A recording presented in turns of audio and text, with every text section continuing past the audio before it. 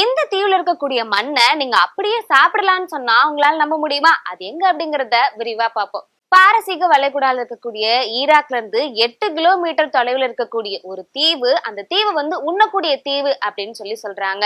ஏன் இது உண்ணக்கூடிய தீவு அப்படின்னு சொல்றாங்க அப்படின்னா, அங்க இருக்கக்கூடிய கனிமங்கள் அந்த மணல்ல கலந்து அது உண்ணக்கூடிய தீவா மாறி இருக்கு அப்படின்னு சொல்றாங்க. அந்த தீவு பாக்குறதுக்கு எப்படி இருக்கும் அப்படின்னா, ஒரு வேற்று கிரகத்துக்கு நம்ம மாறி போயிட்டோமோ அப்படின்னு ஒரு உணர்வு தரக்கூடிய அளவுக்கு அந்த தீவு இருக்கும் அப்படின்னு சொல்றாங்க. அந்த தீவுக்கு ஹோமஸ் தீவு அப்படின்னு சொல்லிட்டு ஒரு பேரும் இருக்கு.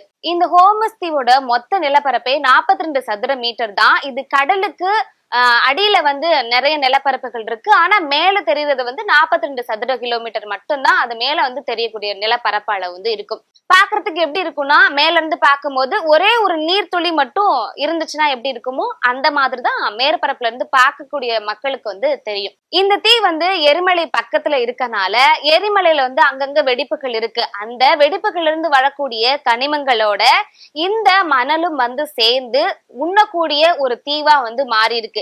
எந்த சுவையில இருக்கும் அப்படின்னா, அது உப்பு சுவையுடையது அப்படின்னு சொல்றாங்க. ஆல்ரெடி அது கடல் நிலப்பரப்பு அப்படிங்கறதுனால கடல்ல உப்பு தன்மை அதிகமாவே இருக்கும். அப்படிங்கிற பட்சத்துல எரிமலையில இருந்து வரக்கூடிய கனிமங்களோடு இந்த மணல் பரப்பு சேர்ந்து உண்ணக்கூடிய தீவா இருக்கு. அது உப்பு தீவு அப்படின்னு சொல்லிட்டு இன்னொரு பேருமே வச்சிருக்காங்க. அதுக்கு பக்கத்திலேயே சில கிலோமீட்டருக்கு தள்ளி ஒரு சிகப்பு மலை இருக்கு. அது பாக்குறதுக்கு எப்படி இருக்கும் அப்படின்னா, நம்ம சாப்பாட்டுக்கெல்லாம் பயன்படுத்துவோம் இல்லையா, மசாலா பொருட்கள், அதெல்லாம் ஒரு இடத்துல பூச்சி வச்சிருந்தா எப்படி இருக்கும் மலை மலையா, அந்த மாதிரி அந்த தீவு பாக்குறதுக்கு இருக்கும் அப்படின்னு சொல்றாங்க. அந்த சிவப்பு மலையில இருக்கக்கூடிய மணலை அப்படியே நம்ம பயன்படுத்த முடியும் அப்படின்னு சொல்றாங்க. இந்த சிவப்பு மலை உருவாக்குறதுக்கு காரணம் என்ன அப்படின்னா, இன்னொரு பேர் வைக்கிறாங்க. அதுக்கு ஹோமோதின் மலை அப்படின்னு இன்னொரு பேர் வச்சிருக்காங்க. இந்த சிகப்பு மலை உருவாக்குறதுக்கு என்ன காரணம் அப்படின்னா, அந்த மணல்ல ஹெமடைட் அப்படிங்கிற இரும்பு ஆக்சைடுகள் கலந்தனால அது ஒரு மசாலா பொருட்கள்ல என்ன வாசனை இருக்குமோ அந்த வாசனை அந்த மணல்ல ஏற்படும் அப்படின்னு சொல்றாங்க. அது மட்டும் இல்லாம இது தொழில் துறையில இந்த மணல் ரொம்பவே மதிப்பு மிக்க ஒரு பொருளா கருதப்படுது. தொழில்துறை மட்டும் இல்லாம இது சமைக்கிறதுக்கும் பயன்படுத்துவாங்க.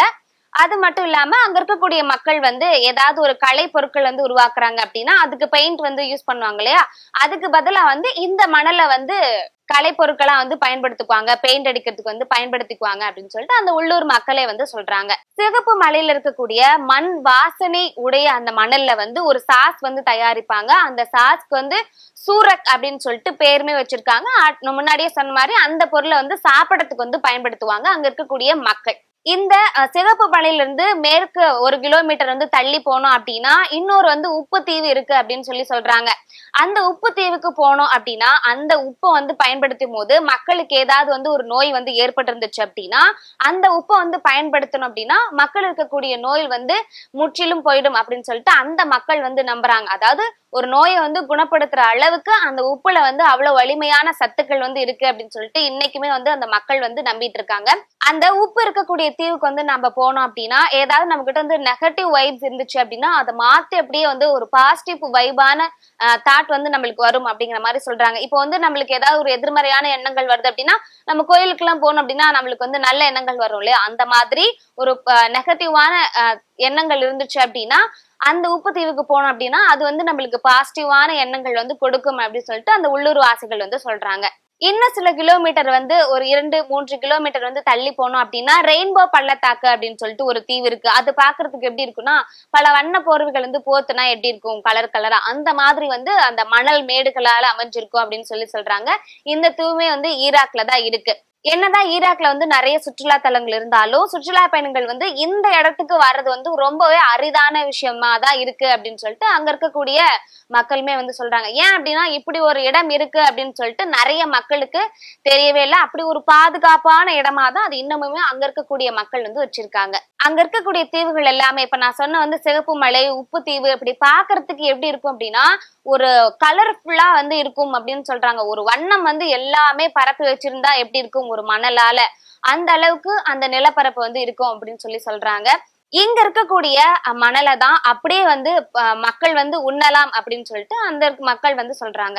அந்த ஹோமஸ் தீவுல இருக்கக்கூடிய நிலப்பரப்புல இருக்கக்கூடிய மணல் எல்லாத்தையுமே சாப்பாட்டுக்காக பயன்படுத்தலாம், உண்ணலாம் அப்படி அப்படின்னு சொல்லிட்டு இந்த நிலப்பரப்பு இருக்கக்கூடிய மண்ணை தான் உண்ணக்கூடிய தீவு அப்படின்னு சொல்லிட்டு சொல்றாங்க.